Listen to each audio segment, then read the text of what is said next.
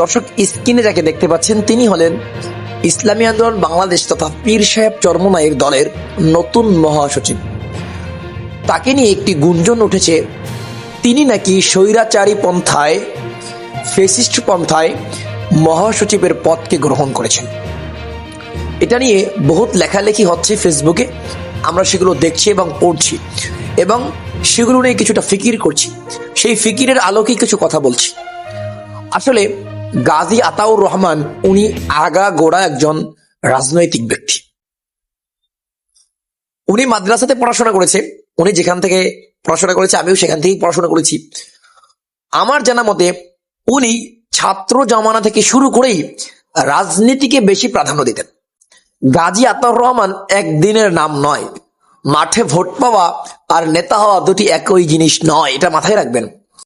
এই গাজী আতাউর রহমান, হ্যাঁ, ওনাকে আমরা দেখতাম যে ইসলামী আন্দোলন বাংলাদেশের যেই কাজগুলো মহাসচিবের করার কথা সেই কাজগুলো উনি করত। কেন উনি করত? এর মানে কি উনি মহাসচিবকে জায়গা দিত না, মহাসচিবকে দূরে ফেলে রাখতো? দিস ইজ নট, এটা নয়। মহাসচিব সাহেব, অধ্যক্ষ ইউনুস সাহেব অনেক আগ থেকেই অসুস্থ, অনেক আগ থেকেই তিনি বৃদ্ধ হওয়ার উপক্রম। বয়োবৃদ্ধ হওয়ার কারণে তার কাজকে আসান দেওয়ার জন্যই গাজী আতাউর রহমান সহায়ক হিসেবে কাজ করেছেন।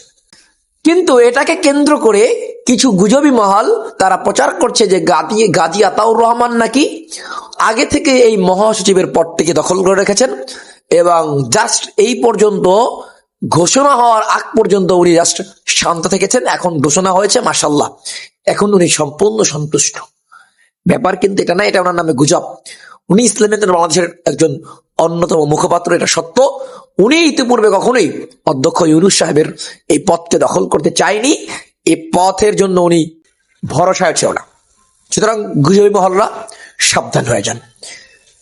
একজন ইমানদার মুসলমানদের বিরুদ্ধে গুজব রটানোর পূর্বে একটু ভাবা উচিত ছিল। অধ্যক্ষ ইউনুস আহমদ সাহেব যোগ্য মানুষ ছিলেন, কিন্তু বয়োবৃদ্ধর কারণে, বয়স বেড়ে দেওয়ার কারণে তাকে এখন রিটার্ন দেওয়া হয়েছে, তাকে এখন রেস্টের সময় দেওয়া হয়েছে। এর মানে নয় যে তিনি অযোগ্য ছিলেন, বরং তিনি ইসলামী আন্দোলনের সবচেয়ে বড়, সবচেয়ে প্রধানতম যোগ্য মহাসচিব ছিলেন। আসসালামু আলাইকুম ওয়া রাহমাতুল্লাহ।